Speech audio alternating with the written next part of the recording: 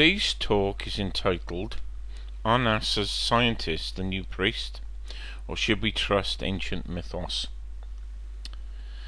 So really what I'm going to do is start by doing a comparison between religions and science and the way they behave. Obviously the religious organizations set down a biblical authority, and it doesn't really matter whether it's from any particular faith, but I'm referencing Christianity, but the same can be said for Judaism and the Quran and any of the others. So what this biblical authority is a thing to rule all people, supposedly handed down by God. The rule book, so to speak. And this rule book then was interpreted by your preachers, priests, or whatever you want to class them as, but the structure of the hierarchy. This hierarchy has enslaved us. It's created from the poor who have an understanding of their own creator and Jesus or Messiah or whatever. So from those well-meaning individuals who live their life simply give to the church freely, or those organizations freely. But really what it is a mechanism of taking money from the poor and making a rich organization. It's just it's like an individual choosing a type of taxation, giving this money over to the church. We have rich churches and poor people. I heard of a case the other day where somebody who didn't have enough money to feed themselves and been a member of the church for a long time and said, "Oh, could I have some money for bread and some food? You know, I've donated to your collection plate for all my life." And they said, "Oh, we can't do that, but God will provide for you." Of course, they've taken this money under false pretenses, whilst suggesting they have a divine authority. It's a method of enslaving good people.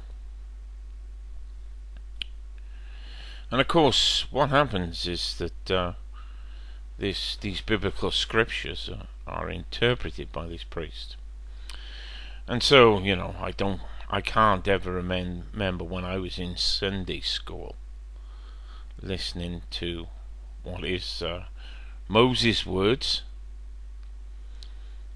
So the information is being filtered out, and he talks of after one of the battles. You can look at the criticism of Moses on Wikipedia, but I can't remember my Sunday school teacher telling me that Moses said to his troops, "Now therefore kill every male among the little ones, kill every woman that hath known a man by lying with him, but all the women, children that have not known a man by lying with him, keep alive for yourself." So these virgin girls, that could be of any age, were to be used as some type of sex slave, I suppose. I don't know what. He's obviously murdered the kids, the little boys, and I'm not sure that many people would see this as a divine individual. He's just a man who won a battle for the Jews and slaughtered the children. I mean, if that was done today, I mean, obviously it depends on who's in control and power, but he would be tried for war crimes. You know, certainly killing the children and the wives, and then raping little girls, virgin girls. I mean, it's not the figure of someone who has a divine inspiration. More schizophrenic than anything else, I would suggest. Anyway, the people who interpret the Bible, I ain't going to be talking too much about that because it's unpalatable. It's in their Bible. It's in their book that God gave to them, and it breaks the illusion of their control. And so science has basically done more or less the same thing. I mean, it talks about itself as seeking truth. It hides behind its empirical nature of science and the peer review process, and yet the peer review process is way flawed. You hand a document to your superior, and if it doesn't say what your superior believes, you won't get it published. You'll be a scientific outcast. So all you have to do is look at, let's say, all these laws are going to fall apart shortly anyway. But if you say that the photon, and I've done a series of videos on the science mythology, and I think maybe that it would be best if people visited those sites. But a photon is not a fundamental particle, and it's not an elementary particle, not a fundamental particle, because it's made up of other particles, and also it's a particle and a wave. So, you know, the description that they're using to describe it is not even true.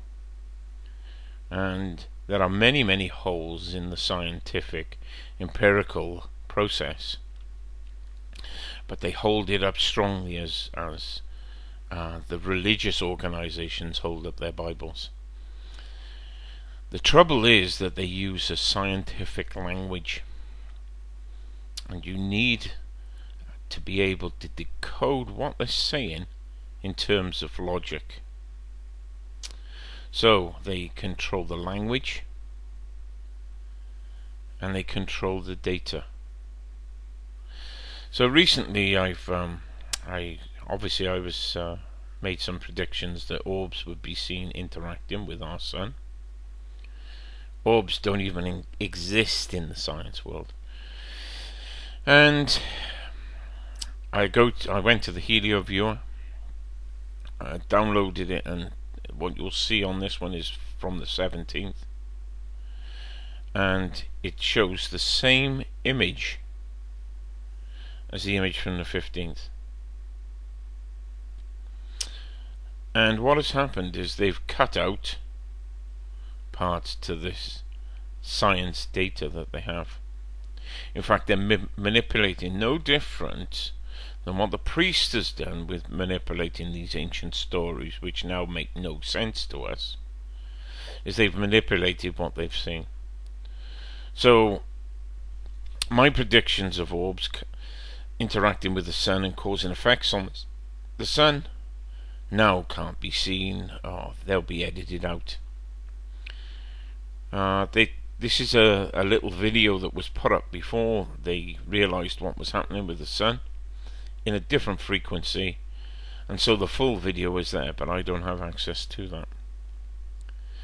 So what are they saying about these orbs that are causing effects on the sun? Because now they have to control what we believe. So from those little shots that you saw, they talk about this event between the 15th and the 17th, which is blocked out, as a spectacular prominence. And again, you know, you're thinking, well, oh yeah, well, they've had prominences for years or whatever. They you know, solar flares, whatever language they want to use.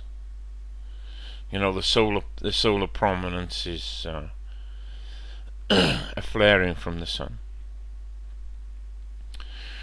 But what you have is filaments that blast off the surface of the sun. And some of these, over recent times, have been generated by the orb's interaction with the sun. So that the orb, what I've done is a little bit cheeky of me. I've put a picture of the second row down, second image along, of an orb attaching to the sun. and all these other pictures displaying solar prominences. But of course, because the scientists now can rewrite the book, control what we see in terms of their data, they can manipulate data. And I mean, you only have to look at the work of Rupert Sheldrake on the variation in the speed of time, in the speed of light, and the variation of the gravity field. You'd realize that all this data is being massaged and manipulated to maintain false beliefs. So what I would class this as, or this event, and it's a bit tongue-in-cheek, this isn't from Wikipedia, I've just put it in myself, is I put a picture of an orb attaching to the sun in a certain frequency, and I've called it an orb's solar prominence, because when the orb's attached to the sun, they call it solar prominence. That has been seen before in 2012 and 11. And so we have to then look at what is happening to our sun. Now everyone's going to say, well, you know, what does this matter? You know, let the scientists interpret this. You know, let them interpret let the religious people interpret the Bible, and let the scientists tell us that there's no creator, there's no spirit, there's no God. That's fine. For the people who say, what does it matter about science interpreting the truth about the universe and the places that we live and who and what we are, let them deal with it. If you're of that mindset, that's fine. But you have to surrender everything to these people in authority. Personally, I don't believe that was what our lives were given to us for. Is to find the truth, and the truth will set you free. So this is in a different frequency now for when the orb blasted off the sun. In fact, the orb at this frame, which is in around about the 15th, was actually still attached, but it can't be seen in this purple filter. But what can be seen is the effects of it attaching to the sun, and in this final image it creates what look like dark spots to the sun in this filter. So whatever the orb is doing whilst it's attached is causing a disruption in this filter of the energy of the sun. Obviously you could analyze that, and you can say what energy is it altering in the sun because it's altering that filter, and you can begin to see what energy the orb is carrying. We know that the orbs deliver energy to plants. It's seen in our data. We know that the orb works with the healer as a placebo, or what is described as a placebo. And so you could work out what frequency of energy is causing the disruption between the orb and the sun, quite simply. And so we have the mythos. So we have science assuming the moral high ground, seeking truth. We have the priest seeking, authority over mankind with his divinely given Bible. And we have truth from the empirical science. Both of them are mirroring each other. In fact, they probably came out the same stable. Anyway, the understanding of mythos is a story or a narrative which is based on fact or religion, handed down by word of mouth. But there is truth in this, as far as I'm concerned, mythos. But with the two main areas of our slavery, being religion and science, and obviously the feudal system and lots of other things that were just the New Age movement. All of them are working to enslave us, to confuse us, and so it is very difficult for anyone to break free and out of this thinking. So we talk a bit about in and around Mount Hermon. They talked about giants in the Bible, and I've put a picture of Google Earth here. It's from one of my other videos of the orbs that are attached to the sun. They've even depicted them. There's sort of like a central line where the geoglyphs, which are drawn into the floor, which are thousands of years, and these are in the Middle East. That blast off the little line, and you can see them moving out from where they're attached on the surface.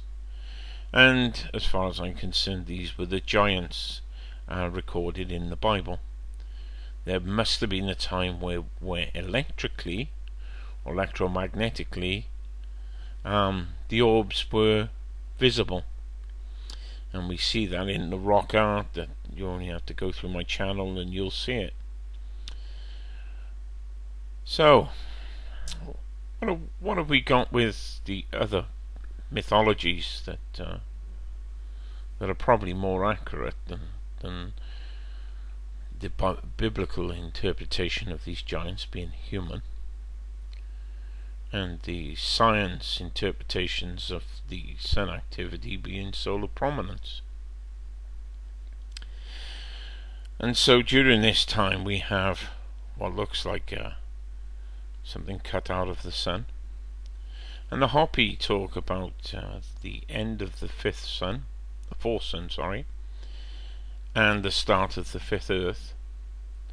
We will see a swastika type of or spiral galaxy effect inside the sun.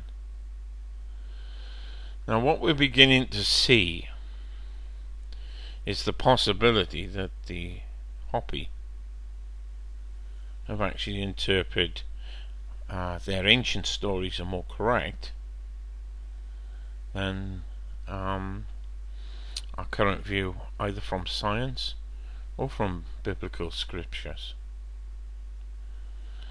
There are many religions with these spiral galaxies inside what are suns or spheres.